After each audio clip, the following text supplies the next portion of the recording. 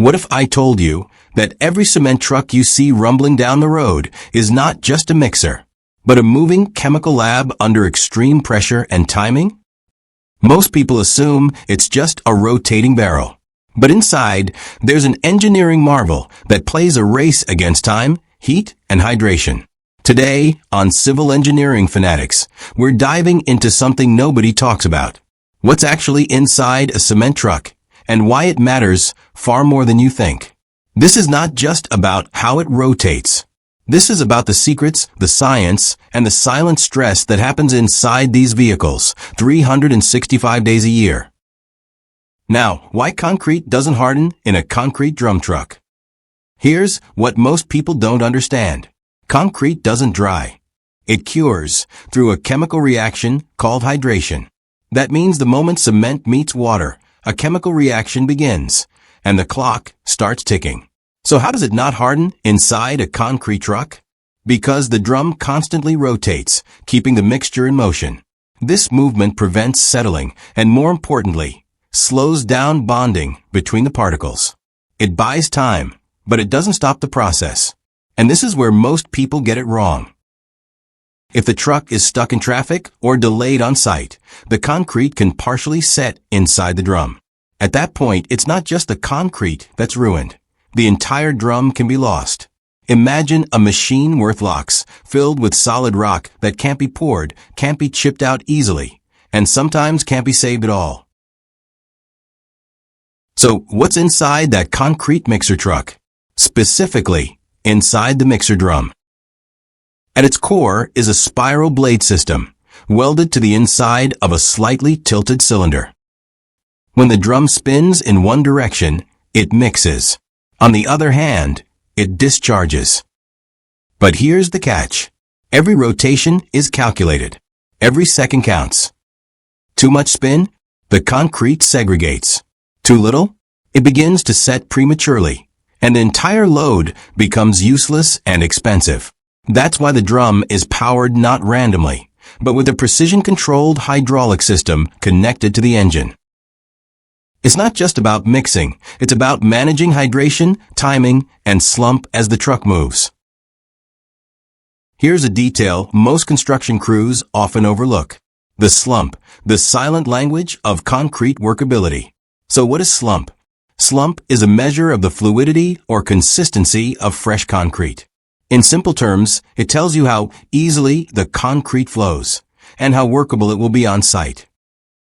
Every batch is an engineered design mix, calibrated for a specific slump range, strength, and setting time.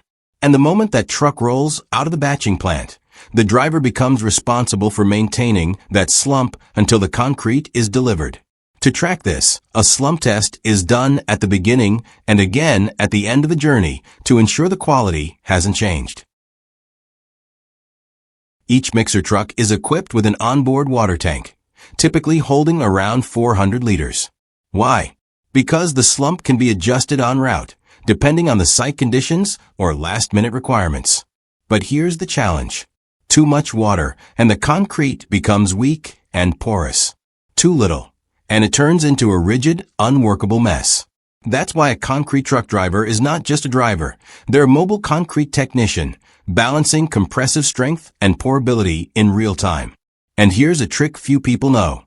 If a delay happens on the way, some drivers use retarders or even plain sugar to slow down the setting process. Yes, a spoonful of sugar can save an entire load from hardening inside the drum. Concrete residue is harder than rock once set. And inside that smooth-looking drum, tiny layers begin to form after every pour. So, how do we clean a concrete drum truck? Some use high-pressure water jets. Others send in manual laborers, yes, human beings, who climb inside with jackhammers to chip away the hardened crust. It's a dangerous job, often done at night, sometimes called chipping out. And if the buildup becomes too thick, the truck's payload reduces, fuel use increases, and the mixing efficiency drops.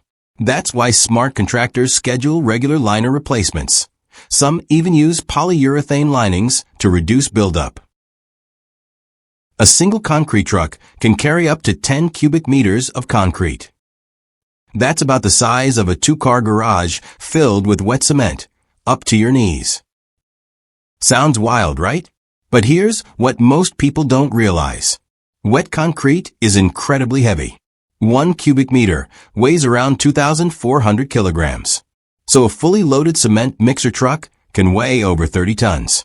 That's heavier than a city bus. And because of that, there are strict weight limits. Overloaded trucks can damage roads, cause brake failure, and even tip over on sharp turns. But that's not all.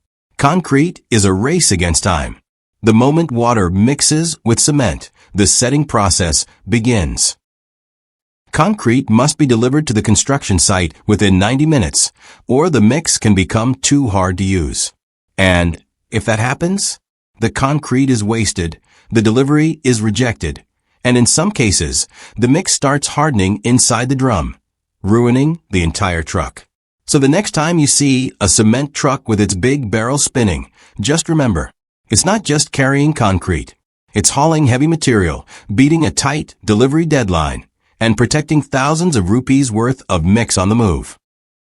These trucks aren't just transportation, they're mobile mixing machines, racing against time to deliver the building blocks of our world. From roads and driveways to bridges, skyscrapers, and sidewalks, this noisy spinning drum holds the foundation for modern infrastructure. It may not be sleek or flashy, but what it carries is the beginning of every structure we rely on, quite literally, what we stand on every day. Thanks for watching. If you have a question or a topic you'd love to see in a future video, drop it in the comments, and we'll be sure to give you credit if we feature it. Follow for more in-depth civil engineering and construction facts.